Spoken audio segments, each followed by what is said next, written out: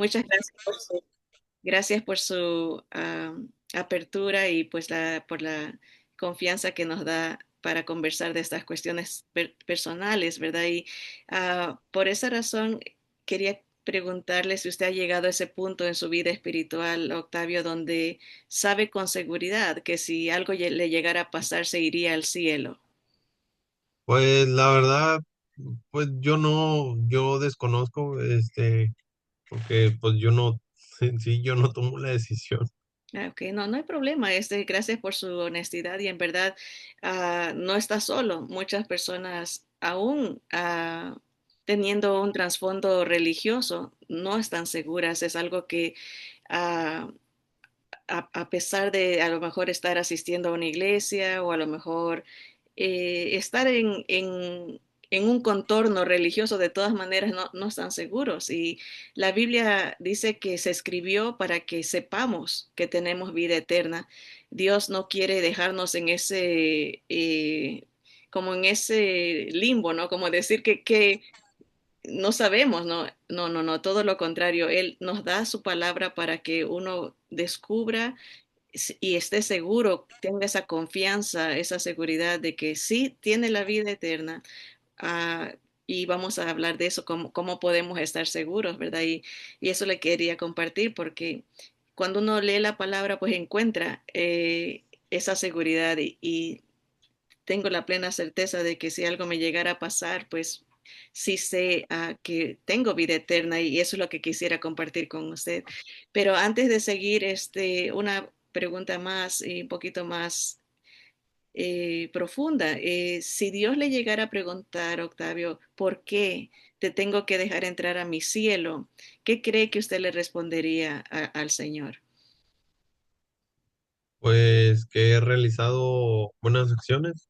Muy bien. Sí, esa creo que todos hemos contestado de esa manera, poniendo nuestras obras como una razón por la que Él nos debe de dejar entrar a su cielo. Y ah, cuando escuché su primera respuesta, dije, wow, sí tengo buenas noticias para Octavio, pero ahora que escucho su segunda respuesta, sé que tengo las mejores noticias que va a escuchar. Y la razón que sé que son buenas noticias es porque la Biblia dice que el cielo es un regalo de Dios. No hay nada que podamos hacer para ganarlo ni merecerlo. La Biblia dice que por gracia, o sea, por un don inmerecido, somos salvos por medio de la fe. Y esto no es de nosotros, es un regalo de Dios. No por obras para que nadie se gloríe, porque sería un poco injusto en un sentido que sea por obras, porque habrían personas que puedan hacer más obras que otros. A veces podemos pensar a lo mejor un rico puede dar más para ser más para los pobres que un pobre, ¿no? Y sería en ese caso un poco imparcial si fuera por obras, ¿verdad? Y es como la idea de que es gratuito el cielo, es como que si a usted le regalan algo súper carísimo, digamos que, no sé, no sé si le dicen allá trocas o camioneta, una camioneta del año, Sí, ¿verdad? De las más lindas que valgan como unos $40,000 y le dan la llave, le dice, aquí está Octavio, te regalo esta camioneta, ¿no? Y usted súper emocionado dice, wow, no, no, pues es mucho, ¿no? Y agarra su cartera y dice, aquí te voy a empezar a dar unos 30 pesos al mes bueno, por el regalo, ¿no? Entonces, la idea es de que para empezar es muy poquito para lo valioso que es el regalo, ¿no? Nunca va a poder comprarlo dando esa cantidad. O también la idea es de que cuando uno tiene que pagar por algo, ya deja de ser regalo, ¿verdad? Ya viene Navidad, si en Navidad le dan un regalo y después de 2 semanas le dicen, Octavio, esto te cuesta el regalo, no, pues usted va a decir, no, ¿para qué me das? Yo no te pedí, no, no tiene chiste en un sentido de decir, tengo que pagar por un regalo. Y a veces tenemos esa idea, ¿no? De que podemos comprar el cielo o haciendo algo, podemos de alguna manera compensarlo o merecerlo, ¿no? Pero es imposible. El cielo es un lugar más allá de que una camioneta, más allá el valor, la Biblia dice que en el cielo el puro suelo es de oro, las puertas son de perlas, y eso hablando de lo físico, cómo es el lugar, pero es un lugar perfecto, un lugar de paz, ya no va a haber muerte allá. Aparte de todo eso, pues estar con Dios, la presencia en la presencia de Dios dice que hay plenitud de gozo, hay delicias, hay algo, o sea, aparte espiritualmente es tan hermoso el lugar y no podemos ganarlo ni merecerlo. Y la razón por la que el cielo es gratis, Octavio, dice la Biblia que es porque todos nosotros hemos pecado. No nos merecemos, no podemos alcanzarlo, estamos destituidos, separados de la gloria de Dios por nuestra condición. ¿Cómo usted describiría el pecado?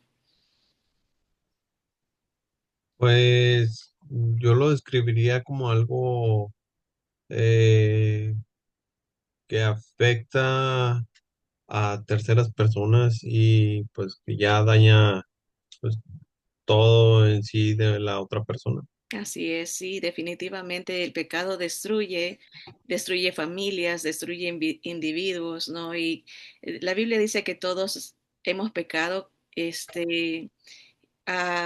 unos más que otros, obviamente, pero imagínense que la manera que podemos entender, la Biblia nos habla de diferentes tipos de pecados. Hay pecados de comisión, cosas que hacemos que no debemos, ¿verdad? Como mentir, robar, adulterar, muchas, o sea, como los 10 mandamientos, ¿no?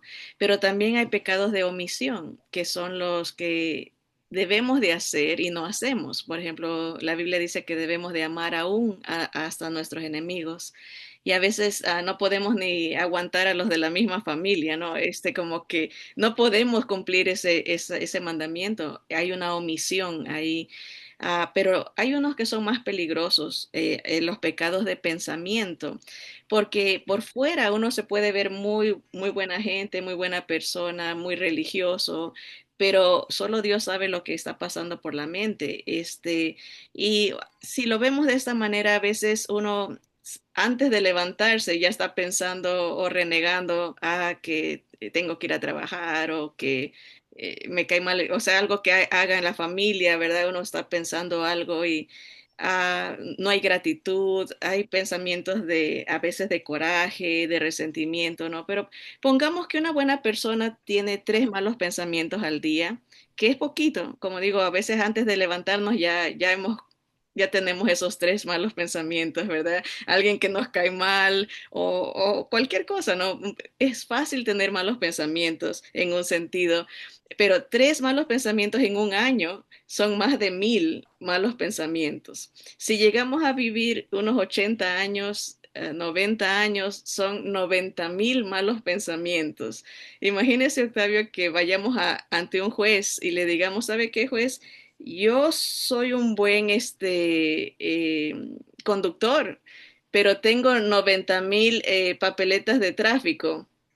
¿Qué le, qué cree que va a decirle el juez si uno tiene esa lógica, ¿no? Solamente he manejado bien, pero tengo 90.000, acá le llamamos tickets, papeletas de tráfico, ¿no? Infracciones. No, Sí, pues no hay esperanza, ¿verdad? Va para la cárcel, mucho ha quebrantado bastante la ley.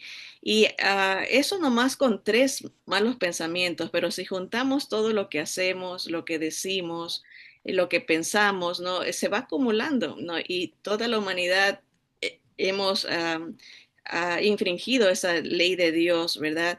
Otra manera de verlo es como pensando en un vaso de agua cristalino muy frío, rico, ¿verdad? A lo mejor con hielo, ¿verdad? Pero que usted ve que alguien le da ese vaso, pero antes de dárselo le echa una gotita de veneno.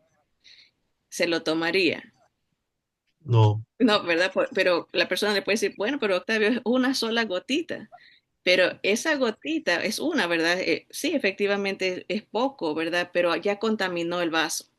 Y así podemos entender cómo un pecado, aunque una persona pueda decir, yo soy mejor que mi vecino, yo soy mejor que el de allá o el de acá, pero ante Dios, un solo pecado nos hace corruptos, ya no somos perfectos. Y la palabra de Dios dice que para entrar al cielo se necesita la perfección. Jesús dijo, sed vosotros perfectos, como vuestro Padre que está en los cielos es perfecto. O sea, el estatus, el estándar, por decirlo así, para estar con Dios es la perfección y nosotros no somos perfectos. Entonces, estamos en una situación un poco difícil de acuerdo a la palabra de Dios, porque sí, todos hemos pecado y aunque el cielo es gratis, nuestra condición nos limita, nuestra condición nos excluye a entrar ante la presencia de Dios y nuestra situación se complica aún más cuando entendemos cómo es Dios. La Biblia dice que Dios es amor. Él no solamente que es amoroso, pero Él en su esencia es algo que no podemos entender como un ser puede ser completamente amor, ¿verdad? Un amor desinteresado, un amor perfecto. Pero ese mismo Dios que es amor es un Dios justo y dice que de ninguna manera va a tener por inocente al culpable. Él tiene que castigar el pecado porque es un juez justo. Es como que acá bueno, en todos lados yo creo que la situación a veces se pone difícil económicamente, ¿no? Y digamos que como ilustración, no me voy a poner yo, no crea que sí lo hago, ¿verdad? Pero digamos que para la ilustración que se me ocurre ir a robar un banco y nunca lo he hecho y dejo huellas por todos lados y cuando ya aplastan la alarma y cuando salgo ya está la policía allá afuera esperándome y yo le digo al policía, mire, aquí está el dinero, se lo devuelvo, yo no lastimé a nadie, esta es mi primera vez, déjenme ir. ¿Qué cree que el policía me diría si yo le digo no lastimé a nadie y aquí está el dinero? Pues que no, no No la puede dejar ir. No puede, porque quebrante la ley, ¿verdad? Hay un crimen que se tiene que castigar. Ahora, si eso pasa en un pueblo chiquito, donde el juez es mi papá, y yo le digo, mira, papi, soy tu hija única. Tú sabes que yo nunca he hecho esto, es mi primera vez, la situación, las circunstancias me llevaron a hacer esto, déjame ir. Si es un juez justo, aunque me ama y no me quiere castigar, pero si él es justo, tiene que castigar el crimen, por decirlo así, porque sería injusto que a mí me deje ir porque es mi papá y a otro lo condene por lo mismo, ¿verdad? Entonces, eso nos lleva a entender la situación en que estamos nosotros y la situación en que está Dios. Él nos ama, Él nos hizo, nos creó, el ser humano, Adán y Eva eran perfectos, ellos nunca habían pecado, pero en el momento que pecaron, se, como dijo usted, ¿no? Se dañó la relación entre ellos con Dios y entre ellos mismos, porque empieza un pleito entre el esposo y la esposa, el hombre y la mujer. Hay una destrucción de la relación perfecta que tenían, empieza la rivalidad, empieza la competencia, el pecado trajo corrupción y Dios, aunque nos ama, pues tiene que castigar el pecado y él soluciona toda nuestra situación, porque no nos deja ahí, porque Dios pudiera haber dicho, ¿saben qué?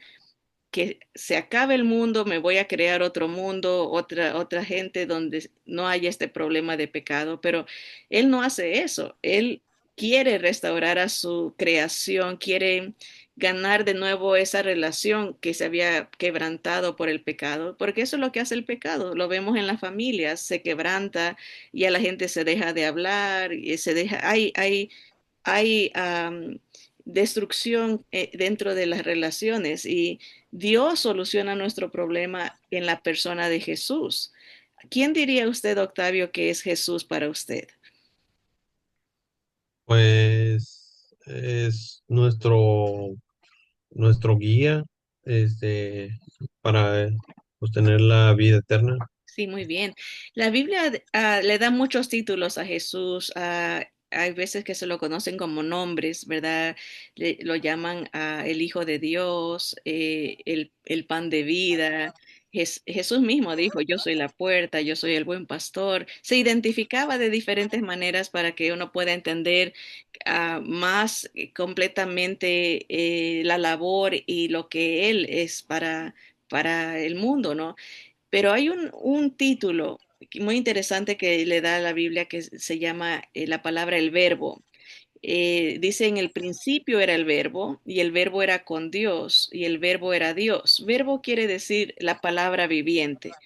Nosotros tenemos Biblias escritas, ¿no? Palabra escrita, pero Jesús personificaba, él era la palabra viva, o sea, él vivía lo que nosotros leemos que es lo recto, lo justo, lo perfecto. Jesús era, él era la palabra viviente y dice que él estaba con Dios y él era Dios, ¿verdad? Así que la Biblia lo identifica al Señor como Dios, Dios entre nosotros. Uno de los títulos que se le da es el Emanuel, que quiere decir Dios con nosotros. Él se hizo carne, dice la Biblia, y habitó entre nosotros. Dios, acuérdese que hablábamos de que para entrar al cielo se necesitaba ser perfecto. Él viene a vivir una vida perfecta para representarnos y para rescatarnos, como para poder representar a esta humanidad perdida. El Señor Jesús vive, obedece al Padre en todo. Así lo describe la Biblia. Dice que Él nunca pecó ni de palabra, ni de hecho, ni de acción, ¿verdad? Él vivió una vida perfecta y muere por nosotros. Como Él era perfecto, podía pagar por las deudas de pecados que nosotros hemos acumulado a través de nuestra vida. Dice la palabra de Dios que en el cielo hay un libro escrito por cada ser humano, desde el día que nacemos hasta el día que muramos, todo se está escribiendo, lo bueno y lo malo. Y esos libros nos acusan porque se escribe todo, lo que se hace en secreto, lo que se piensa, lo que se hace, y está siendo documentado en el cielo por cada uno de nosotros. Pero Jesús toma esos libros que nos acusan y espiritualmente hablando los clava en esa cruz, como diciendo, yo pago por estas deudas. ¿Se acuerda cómo se iban acumulando las infracciones, verdad? Jesús con su sangre, él dice, yo derramo mi sangre perfecta para cubrir estas acusaciones que cada persona tiene y de esa manera limpiarles su culpa, ¿verdad? Es como que Él sufre nuestro castigo, dice la Biblia, que todos nosotros nos descarriamos cada cual por su camino, como ovejitas, cada cual escoge su camino. Hay unos que escogen caminos de vicios, hay otros que escogen caminos de intelecto, de sabiduría,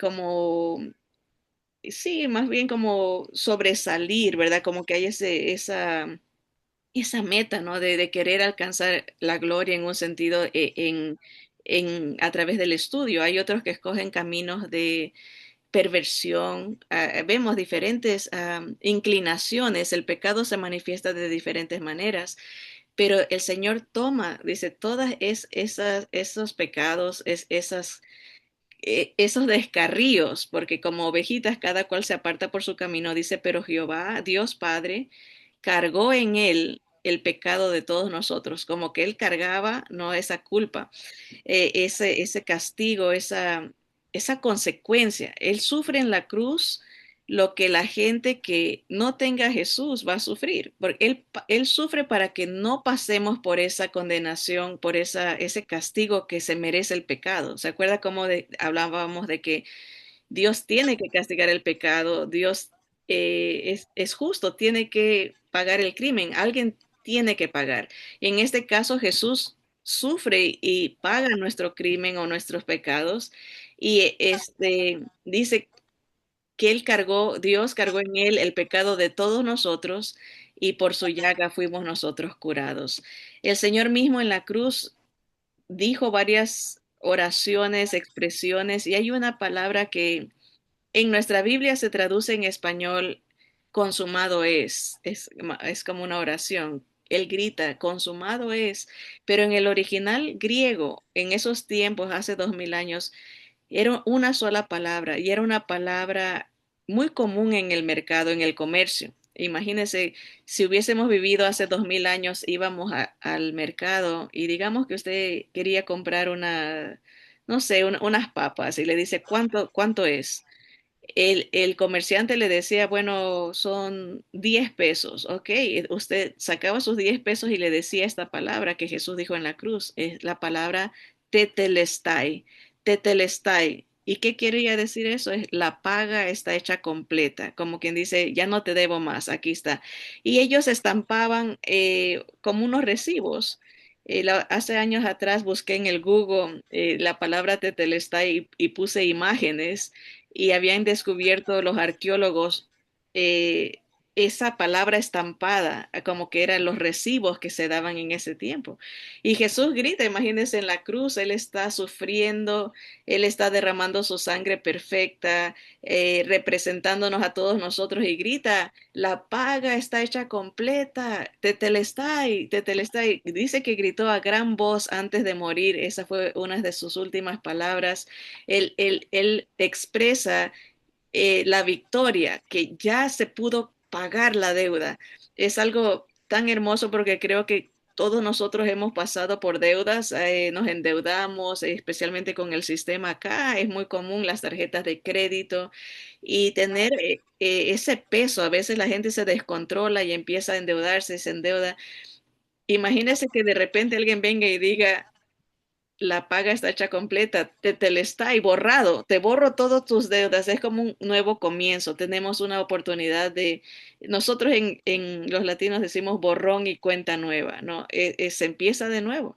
Y eso es lo que está haciendo el Señor Jesús en la cruz, nos está borrando las acusaciones para que algún día cuando esos libros se abran, la idea es de que o están en blanco, no hay nada que nos acuse, o se va a ver la sangre del Señor Jesús que ha tapado todo, ¿no? La palabra lo dice que el Señor borra. Él no es que quedó ahí un poquito que se pueden encontrar, sino que los borra completamente de de nuestro libro. Ahora, ese regalo que el Señor hace por nosotros, porque no solamente que vive esa vida perfecta, paga nuestra deuda, pero Él resucita algo que nadie más ha podido hacer porque Él resucita para nunca más morir. Hay gente que ha resucitado pero volvió a morir, pero Jesús resucita y vive para siempre, ¿no? Y eso confirma que Él era perfecto, porque la razón por la que nosotros morimos es porque hemos pecado. Cuando uno va a un funeral y ve ahí a un familiar, el hecho de que mueran es una confirmación de que pecaron. Dice, la paga del pecado es la muerte. Esa es la consecuencia de que hemos pecado. Es una evidencia de que pecamos, por eso morimos. Pero cuando el Señor muere, como Él no tenía pecado, nomás nos estaba representando como hombre, porque Él es Dios y Él es hombre, es el único ser en en el universo, ¿no? Que tiene esas dos naturalezas, completamente Dios y completamente hombre. Y nos representa siendo hombre, ¿no? Él sintió y sabe lo que nosotros sentimos, nos puede entender y dice la palabra que Él se compadece de nosotros porque Él fue tentado en todo. Todo lo que nos podemos imaginar, las riquezas, lo que es la sexualidad, la vanidad, todo fue tentado el Señor, pero Él fue sin pecado. Y entonces Él nos puede, Él, por ser perfecto, en el momento que Él resucita, confirma que era perfecto, porque la muerte no pudo detenerlo. A nosotros la muerte nos detiene porque somos pecadores, pero el Señor en el momento que resucita confirma que Él es Dios, hombre perfecto, ¿no? Que pagó nuestra deuda y que es el único que nos puede representar.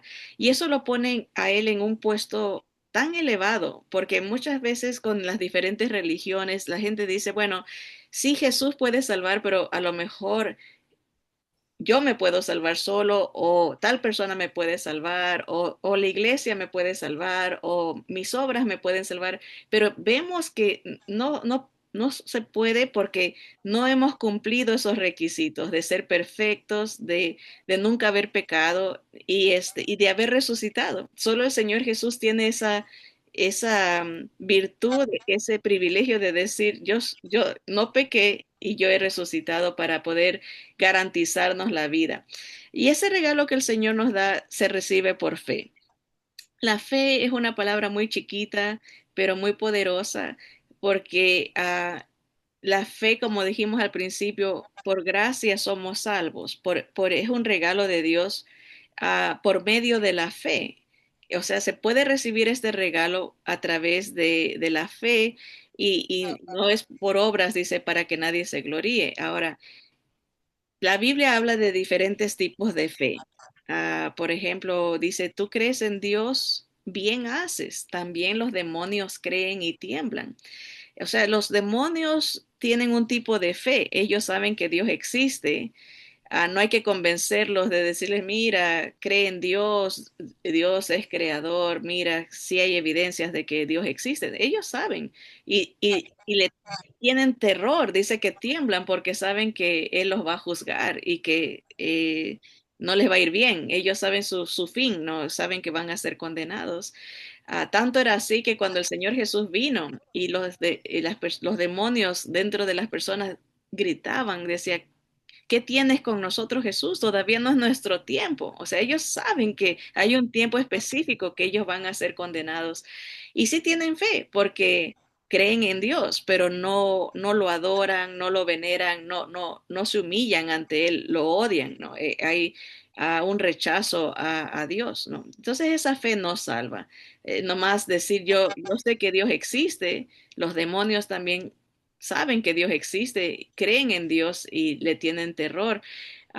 Es sorprendente que los demonios tengan un tipo de fe un poquito más grande que muchos humanos, porque hay humanos que dicen yo no creo en Dios y los demonios sí creen en Dios y tiemblan, pero obviamente esa fe no los va a salvar. También hay otra fe que no salva, que es la fe temporal. Hay gente que, bueno, yo creo que todos buscamos a Dios cuando estamos en problemas o cuando hay alguna enfermedad, hay alguna situación que nos lleva a buscar de ese ser supremo, ¿no? A veces nos subimos a un avión, por ejemplo, y empieza una turbulencia terrible y uno siente que se va a caer el avión y uno ve alrededor, la gente empieza a rezar, empieza a orar, o un terremoto, ¿verdad? Yo soy de Sudamérica y en el Ecuador hay una costumbre que cuando hay un terremoto la gente se tira a la tierra en forma de cruz. Y dicen, bueno, ha de ser porque si se abre la tierra, a lo mejor se agarran de un lado u otro, pero yo creo que es por la idea religiosa, ¿no? De decir, Dios, ayúdame, ¿no? Pero, porque sí, cuando hay problemas uno busca de Dios, pero ¿qué pasa cuando pasa el minuto de terremoto o aterriza el avión? La gente ya se olvida, y ya ni tiene presente a Dios porque solamente lo buscó por esa necesidad y esa fe temporal no salva, o sea, es algo pasajero. Entonces, ¿cuál es la fe que salva? La Biblia dice que fe es una dependencia, una confianza total en la obra que hizo Jesús. O sea, la fe verdadera es la que reconoce que solamente Jesús nos puede salvar, porque solamente Él pagó la deuda, solamente Él es perfecto, solamente Él ha resucitado. Entonces dependemos de Él. Es como una entrega, una, una confianza total en lo que Él ya hizo, no algo que nosotros pudiéramos hacer, sino que Él ya lo logró, Él ya alcanzó entender ese plan de salvación, entender ese regalo que nos dio Dios, porque dice que Él nos amó de tal manera que dio a su único hijo para que todo aquel que en Él cree, lamentablemente esa traducción, a veces la gente dice, yo sí creo, ¿verdad? Pero ahí venimos en el asunto de que los demonios también creen y tiemblan, pero no se van a salvar. O sea, no el reconocimiento intelectual, a veces se le llama un asentimiento, o sea que están de acuerdo con los hechos. Por ejemplo, sabemos que Jesús nació en Belén, celebramos Navidad, sabemos que Jesús murió y celebramos la Pascua, sabemos, o sea, está acá en la cabeza, es un conocimiento intelectual. Mucha gente conoce a Jesús intelectualmente y dice, bueno, yo estoy de acuerdo con esa realidad, ¿verdad? No niego, pero esa fe mental, intelectual, no es la fe que salva. La fe que salva es la que confía y depende completamente, solamente de Jesús para la salvación. ¿Tiene sentido esto, Octavio, de lo que estamos hablando, del cielo, que es un regalo, que Jesús paga nuestra deuda y nos abre el cielo para que podamos, Él nos compra ese cielo para que podamos estar con Él y que ese regalo se recibe por fe. ¿Tiene sentido este mensaje? Sí, claro, pues sí está entendible Sí, el, sí, el- es algo sobre la que fe. ¿cree usted que recibir ese regalo y ah, poner su fe completamente en Jesús es algo que le gustaría hacer esta tarde, reconocer al Señor como su único Salvador?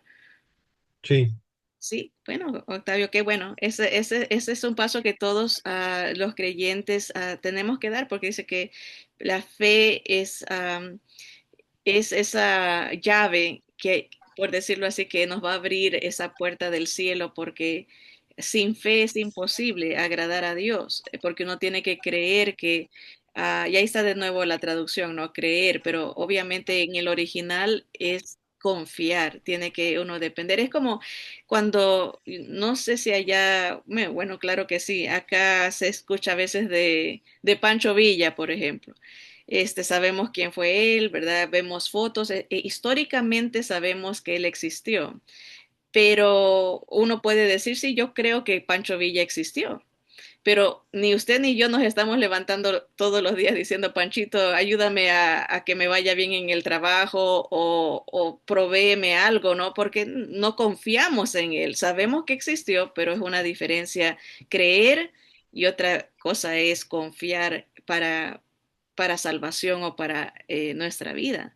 Entonces, para recibir, Octavio, el regalo que es lo que usted ha expresado, tenemos que entender qué comprende a recibir este regalo. Primero tenemos que recibir al Señor Jesús como nuestro Salvador. O sea, reconocemos que no hay nada que nosotros podamos hacer para salvarnos. Reconocemos que nadie más puede darnos esa salvación, solamente Él. Lo recibimos como nuestro Salvador. Cuando uno hace eso, dice la Biblia que Dios nos da de su Espíritu Santo, su presencia en nosotros. En otras palabras, Él nos va a representar. Dice que Él va a ser nuestro abogado. Si el día que nosotros morimos, cuando recibimos al Señor Jesús como nuestro Salvador, Él va a ponerse enfrente y Dios, Padre, va a ver a su hijo, no nos va a ver a nosotros, ya ve a su espíritu, a su hijo representándonos ante el Padre y nos recibe por él. También recibir el regalo es recibir al Señor Jesús como nuestro Señor. ¿Qué quiere decir eso? Esta palabra, especialmente para nosotros los hispanos, está muy en un sentido pisoteada porque uno dice el señor de los elotes, háblale al señor de las paletas, el señor, ¿verdad? Es como el señor es el señor, el vecino es el señor, ¿verdad? Pero es una traducción que tenemos que explicarla porque en los tiempos de Jesús, Señor era un amo, un dueño, ¿verdad? Entonces era un reconocer que uno le pertenece a esa persona, que ahora Él está en control de nuestras decisiones, de nuestro futuro, porque Él es un buen Señor.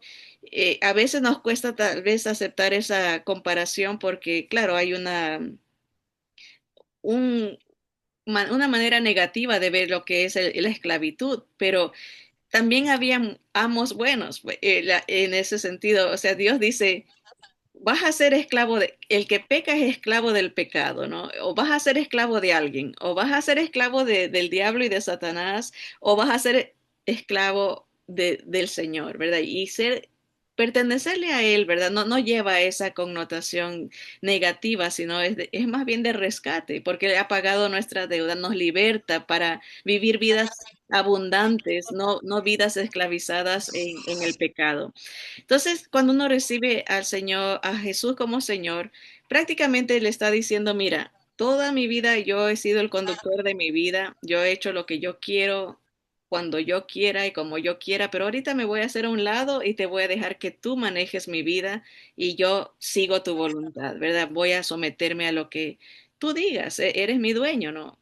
Y también recibir el regalo requiere transferir la confianza de cualquier cosa que estábamos confiando a solamente Jesús. Por ejemplo, así como usted, yo también respondí años atrás que yo confiaba en que yo era una persona religiosa y que hacía muchas obras de servicio a Dios, ministerios y cosas así. Estaba confiando en mí misma y tuve que transferir mi confianza en lo que yo hacía a lo que él hizo. Ya decir, ¿sabe qué? Yo entiendo que yo no me puedo salvar a mí misma, que él es el único que me puede representar.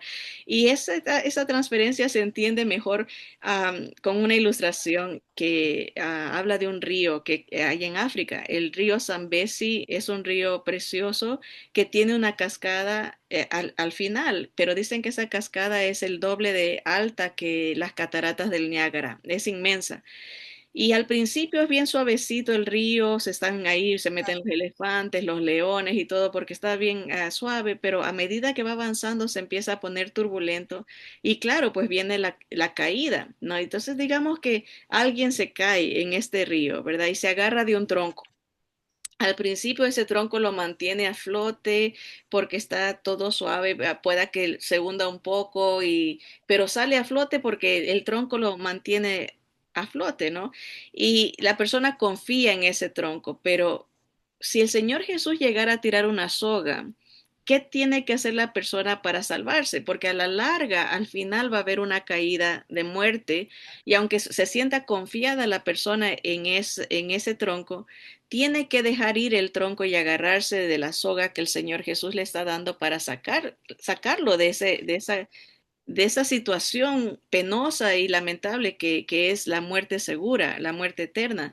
Y eso es lo mismo que pasa espiritualmente. A veces nos agarramos de un tronco en la vida que puede ser a lo mejor una religión, una iglesia, nosotros mismos nos sentimos confiados de que estamos bien, pero a la larga viene un juicio, viene una condenación, una caída terrible que va a ser para la muerte y si no nos agarramos no transferimos nuestra confianza de lo que es el tronco o lo que representa eso a la soga que es la salvación que el Señor nos da, estamos en problemas, pero si queremos hacer la transferencia, pues eso es parte del regalo, ¿no? Recibir al Señor como Salvador, como Señor, transferir nuestra fe a solo Jesús. Y por último es lo que es el arrepentimiento. La palabra arrepentimiento se ha cambiado también mucho a través de las edades. La gente siente que arrepentimiento es tal vez o sentirse culpable o sentirse ah, mal por algo que se ha hecho, ¿verdad? Y la palabra arrepentimiento quiere decir un cambio de mente. Eso es lo que quiere decir arrepentimiento.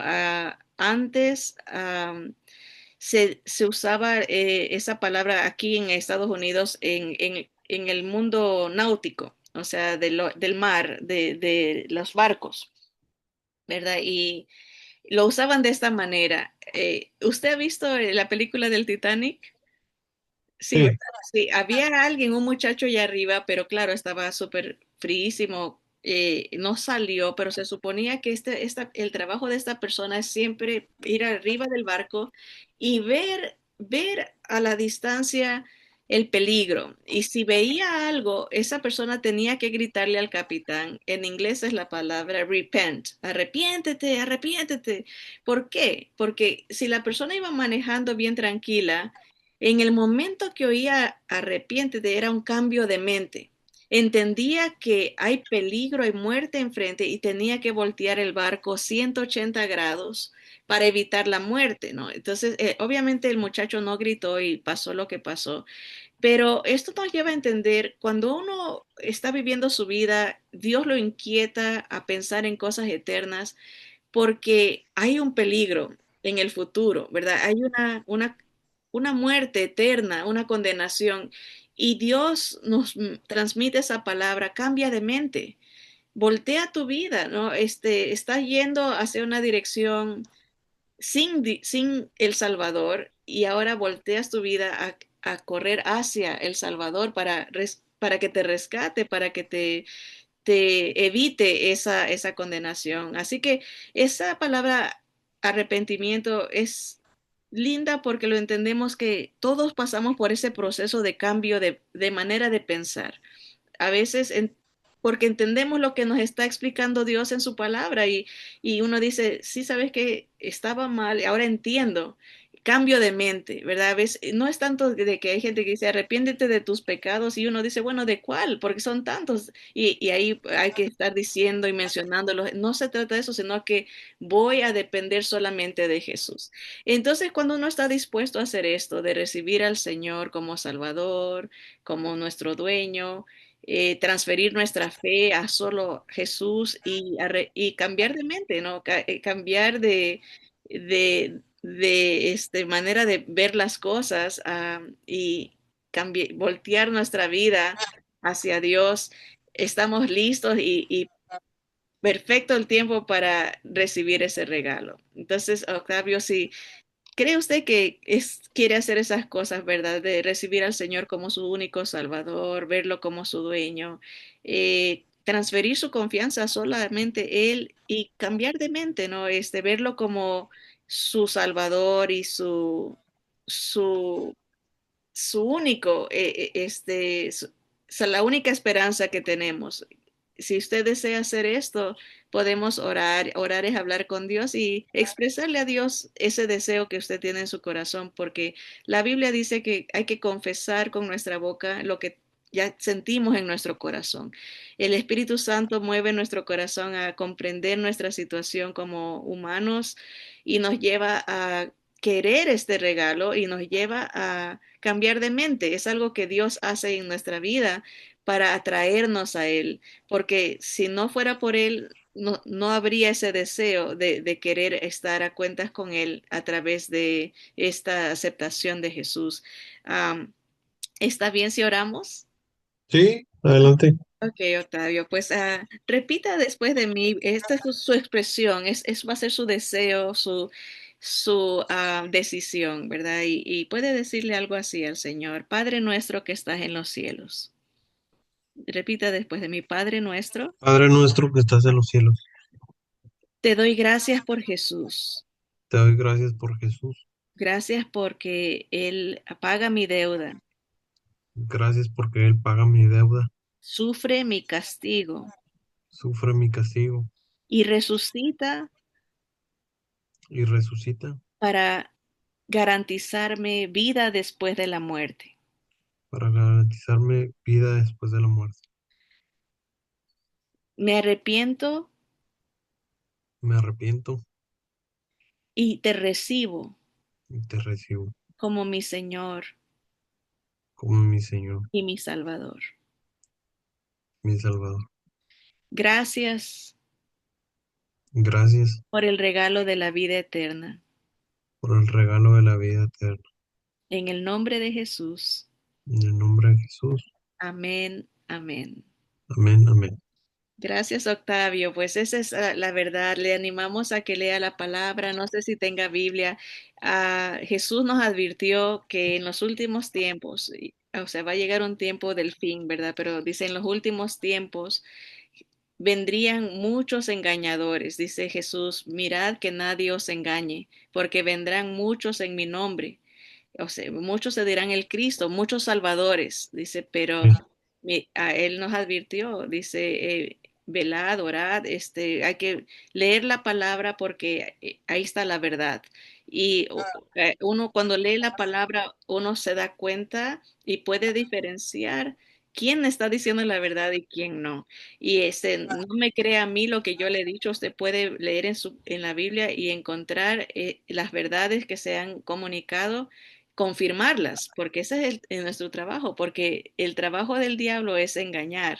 Él dice que ha sido mentiroso desde el principio y él viene a matar, hurtar y destruir. De alguna manera él quiere confundir, quiere alejar a la gente de la verdad de Dios y uno tiene que protegerse mentalmente, espiritualmente, edificándose. Y una manera que uno hace eso es congregándose, yendo a donde se predique la verdad de Jesús, la Biblia, donde se glorifique a Cristo, donde nos enseñen la palabra. Entonces, el creyente, cuando una parte de recibir al Señor, a Dios, a Jesús como Señor, es querer aprender de Él, alabarlo a Él, es algo que nace, porque la Biblia dice que cuando uno recibe este regalo, es una nueva criatura, una nueva persona. Espiritualmente hablando, Dios nos ha perdonado, nos ha declarado sus hijos. Entonces, uno empieza a tener nuevos deseos, va a empezar cuando el Espíritu Santo viene a nuestra vida, nos va a cambiar nuestra manera de pensar. No, no va a ser que de la noche a la mañana todo cambia, no, es un proceso, pero uno empieza a entender cómo lo que Dios, cuál es la voluntad de Dios, qué es lo que me conviene espiritualmente, qué le agrada a Dios, ¿verdad? Entonces, ayuda mucho el congregarse, el leer la Biblia. A veces no hay iglesias que enseñen la palabra de Dios capítulo por capítulo para entender, porque es la lógica, ¿no? A veces, si uno va a ver una película, nadie llegaría al cine faltando 10 minutos para que se acabe la película. Uno quiere ver todo. ¿Verdad? Lo mismo es leer la palabra de Dios. Hay veces gente que nomás lee un poquito, un libro aquí, un libro allá, pero no entiende todo el mensaje. Hay que leer la palabra. Entonces le animo, no sé si tenga Biblia, a lo mejor pudiéramos, no sé si Adriana pueda de alguna manera mandar una Biblia o algo, pero es importante que crezca espiritualmente leyendo la palabra, congregándose, orando, hablar con Dios es una manera que Dios lo calma a uno, lo dirige a cuál es la voluntad de Dios. Uno le habla a Dios a través de la oración y Dios le habla a uno a través de la palabra. Y así uno va creciendo porque dice que somos como bebés espirituales. Cuando uno nace de nuevo, espiritualmente hablando, tiene deseos de comer esa leche espiritual que es la palabra. Así que le animo, Octavio, bienvenido a la familia del Señor. Gracias, un abrazo desde acá, desde Ontario, California, un abrazo fuerte y tengo un canal en YouTube que se llama Tesoros del Cielo, por eso lo puede ver aquí, Ah, ok. Tesoros del Cielo 3. Hay Sí, muchos estudios ahí que puede escuchar, si acaso no encuentra una iglesia pronto, pero le animamos a que busque una iglesia donde se predique y se glorifique a Jesús. Gracias por su tiempo, gracias Adriana, gracias. y que Dios me lo bendiga grandemente. Cualquier cosa estamos en contacto. Bueno, hasta luego. Muchas gracias. A usted, sí, cuídese. Bye bye. Si quieren conversar un ratito, ya que se están viendo, pueden aprovechar. Pero Ah, está todo bien. qué bueno, Gracias. pues cuídese mucho y adelante con el Señor. Hasta Sí, luego. bye bye. Gracias. Bye. Gracias.